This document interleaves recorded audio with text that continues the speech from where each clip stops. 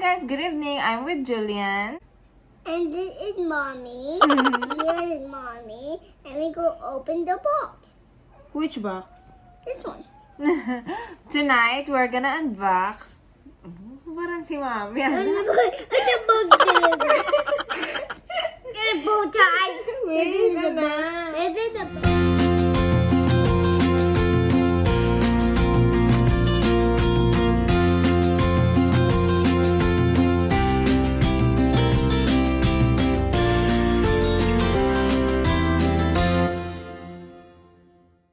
Tonight, we're gonna unbox my... No, the box. The box! This one! No, my sewing machine! Yay! Okay, put in the table. Alright, let's get it on! Get on. Let's get it on! Check it. Wow. Whoa, whoa, Whoa, whoa. whoa, whoa, Sorry. whoa. This is what you call JA001 Portable Free Arm Sewing Machine. This is branded by Brother. We bought this in Carrefour. Actually, marami dito sa Dubai na nagbibenta ng second hands Oh, wait. sewing machine. But I prefer to buy in the shop kasi para sa warranty. Come here. What is this? This is the manual, the instruction. Wait, my dear. Wait, what do you say for Wait, you? my dear. As you can see here, it's JA001 Portable Free Arm Sewing Machine. This is a built-in free arm for sewing cups and sleeves. LED lighting for bright and easy sewing, and top-load bobbin for easy setting, easy maintenance, and clear view. It has built-in 14 stitches. Ayan siya. Hi! Ang dami! This is it! It's colored.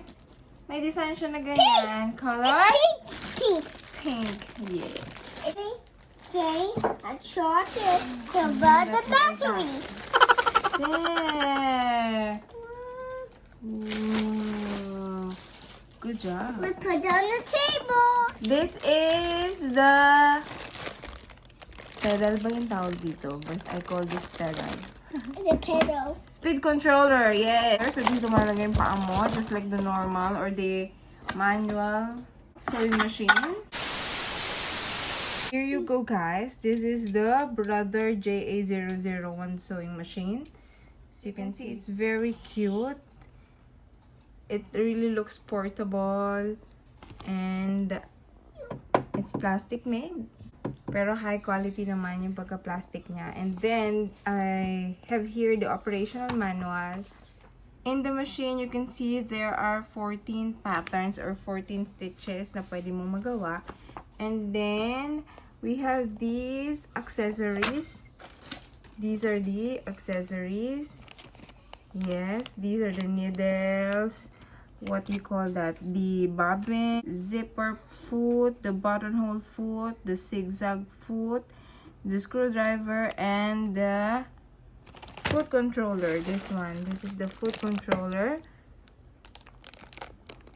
And it's all complete. I'm gonna try this maybe tomorrow and we'll see if this is user-friendly or if this is a beginner-friendly sa mga katulad kong hamit manahe. So, that's it. Hindi ako masyadong familiar kasi first time ko naman magkaroon ng sewing machine.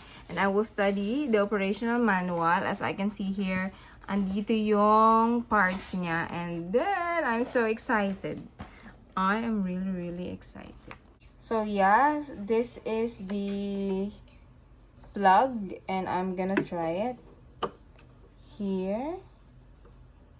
I'm going to turn it on now. Oh! There you have it. There's an LED light there. That's the right thing. That's it, guys. Thank you for watching this video. And please don't forget to subscribe, like, and share this video.